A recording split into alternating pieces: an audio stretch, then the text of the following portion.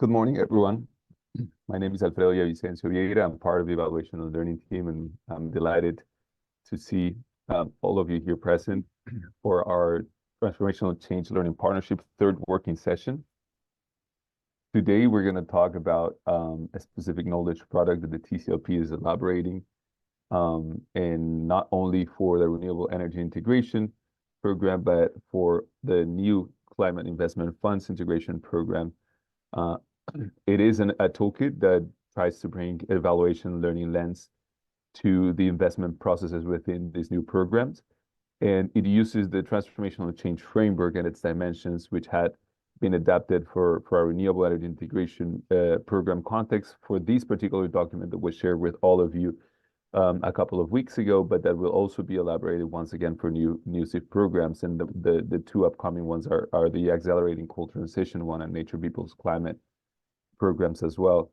These toolkit and all of these toolkits will try to incorporate, and as you will see, some practical evaluative questions for each of the framework's 5 dimensions. And for today, we have Senior Evaluation Officer Mike Ward with the SIF Evaluation and Learning Initiative. He has worked at the intersection of sustainable development, learning, and change for over 25 years. A lot of you know him already. He is currently leading SIF's work on transformational change learning partnership, and he contributes to work on just transitions and strategic program evaluations. In his previous roles in national environmental NGOs, co-lead of regional programs and international consultancies, Mike has developed, conducted, and evaluated global and local programs on sustainable development. Mike, the floor is yours to tell us a little bit more about this toolkit. Thank you very much, Alfredo, and yeah, to everybody who's joined us today. As Alfredo says, the work that we're sharing has really been developed to support the work of the new SIF programs, but I'm hoping that all of you will find it relevant to various programs and projects that you may be working on. So just to provide a little bit of context, this is essentially a toolkit that seeks to support an aspect of the SIF's monitoring, evaluation, and learning work.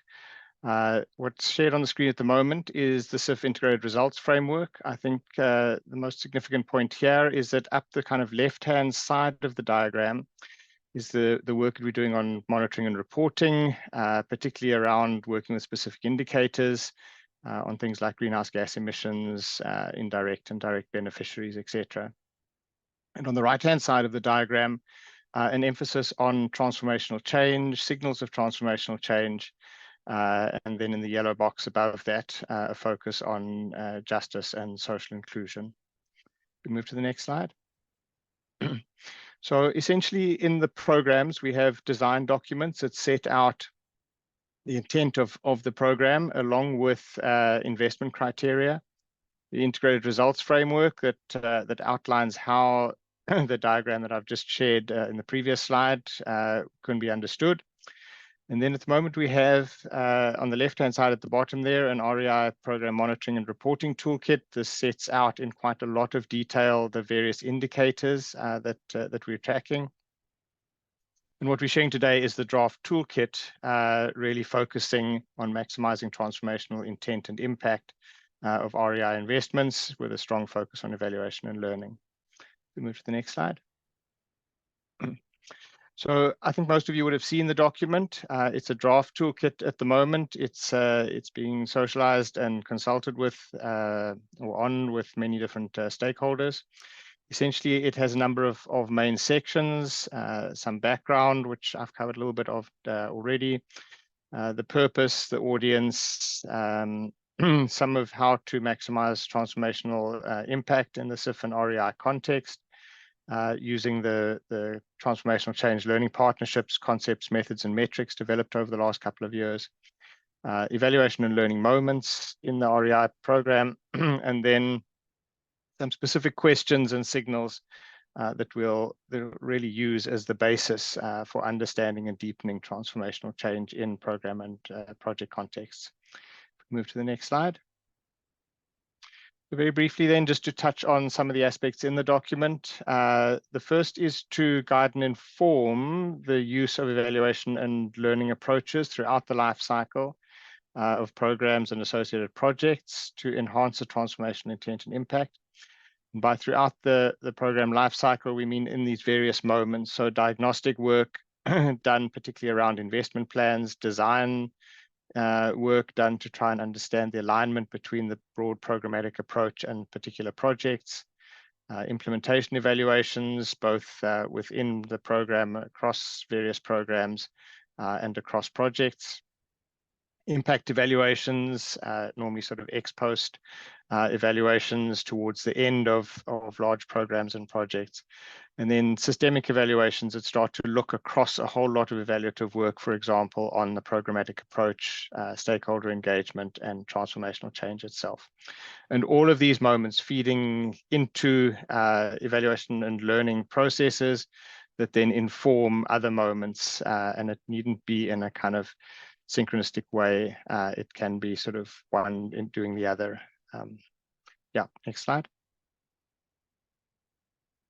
So just very briefly in terms of audience and roles, a number of audiences envisaged by the documents. As you'll see, not all of them are internal to SIF. So many of them are groups like country stakeholders, the multilateral development banks, external evaluators of SIF programs, in many instances, external partners developing case studies, etc. Next slide. So as I've said, we're using the concepts, methods, and metrics developed through the Transformational Change Learning Partnership. I'm not going to go into these in any detail. I think they've been shared many times before, and most people on this call are familiar with them.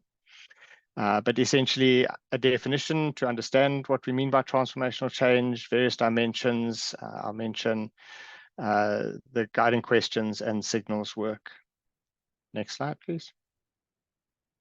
So I think also just to make the point that it's not only transformational change that we're looking at as we work with deepening the transformational impact. Certainly the work that's being done by the gender team within the SIF and beyond it has kind of broadened their approach. So the initial work was around gender-informed work, then a kind of inclusion of gender responsiveness, and more people talking about gender transformational work that needs to be done that addresses underlying systemic barriers and norms that keep many of the kind of gender biases in place. If we move to the next slide. Similarly with just transitions, we've done a lot of work on issues of procedural justice or social inclusion, distributional justice, essentially who gets what, or equity issues. And across all of these, this notion of the deepening the transformational intent. And again, we're kind of working a lot with the transformational change ideas that have been developed. Next slide. So yeah, very briefly, just to say that that we are still working a lot with the dimensions of transformational change. These dimensions need to be present to some extent in order for us to say the transformational change is happening. So we understand those dimensions to be relevance, systemic change, speed, scale, and adaptive sustainability. Next slide. So we have found it very useful to ask questions, since what is relevant in one context may not be relevant in another. Similarly, issues of scale, what might be considered scale in one place, for example, 50,000 mine workers being affected by coal phase out in South Africa would not be considered scale in India, where you're talking in the hundreds of thousands. So each of these things are contextually sensitive. They're often complex. They're contested with different viewpoints, and they're of course changing over time. And so we found it useful to work with a series of questions at a very high level. Relevance is asking what is required in a particular context, what is planned, and are they aligned? Systemic change, we're asking questions around what systems need to change and how. And because systems boundaries are often political, who needs to be involved and how? Speed, we're trying to understand this relationship between urgency, the need to act very fast, and complexity, the need to ensure that we leave nobody behind. Scale, what scaling is required? Is it kind of vertical scaling around policy work? Is it horizontal scaling around geographic areas and number of people involved? Is it depth scaling in terms of levels of understanding and support? So there are different kinds of scaling. And then what, in terms of adaptive sustainability, what capacity needs to be built to achieve and sustain sustainable development pathways? Next slide, please. And because the answers to these questions may or may not be transformational, depending on how sort of, I suppose, radical the people are that are answering the questions, it's useful to work with this notion of signals of transformational change. In other words, what would we expect to see as transformational change advances in specific contexts? And so we've been trying to work with this idea of signals, both at an outcome level, what needs to change, process level, how does this need to change, and then also various kind of those levels of transformational change from emergent to advanced. We can move to the next slide. So this is what that starts to look like, and this is really what the toolkit sets out in quite a lot of detail. First of all, the questions. So these questions are tailored to the Renewable Energy Integration program. So if we look at a question around relevance, for example, what fundamental changes and large-scale positive impacts relevant to REI and just inclusive energy transitions need to be brought about? And then some of the outcomes maybe that we would have in mind in terms of signals of change. It may be that the policies are in place is a kind of emergent signal, and an advanced one that those policies are actually in place and being implemented. And so we kind of see this shift from emerging to advanced signals of transformational change. I think the important point to note here is that these signals are very difficult to predetermine across contexts and across time. And so they often require a kind of maybe generic framing that we can share, and then a more specific framing that needs to be negotiated with stakeholders in context. Next slide. So in the annex, we will be providing a fillable table. Essentially, the questions are there, and people can work with stakeholders either in workshop or asynchronously to start to populate some of the what people would expect to see around these questions. What signals of transformational change would they expect to see? And so the toolkit kind of supports this whole process. If we quickly look at what that looks like on the ground, next slide. So last month, Scott Chaplow shared work that we're doing on diagnostic evaluative work, diagnostic evaluations, and a tool called backcasting that helps us to look at desired futures and then think through what the strategy is for achieving those futures. Maximizing the transformational intent really happens when we start to use the questions from this toolkit that we're sharing now with a process like backcasting. Next slide, please. So one example of that work was some work that we did in supporting the investment plan development for the Zambezi Watercourse regional program. And here, I think it's quite useful to spend a little bit of time. So in the box that says strategy, you can see the kinds of questions that we were asking. So what systems need to be considered? How should they be integrated? What needs to be scaled? Who needs to be involved? So the kinds of questions that we see coming up in this toolkit that we're sharing were useful for framing the work in this workshop. On the left-hand side of the text there, you see what was a first go at a vision for one area of the work in the Zambezi Watercourse, which was enhanced community livelihoods and resilience. And then on the other side, you'll see as people start to ask these questions, a greater focus on equity, so equitable community livelihoods and resilience in a healthy environment, so this integration of environmental systems.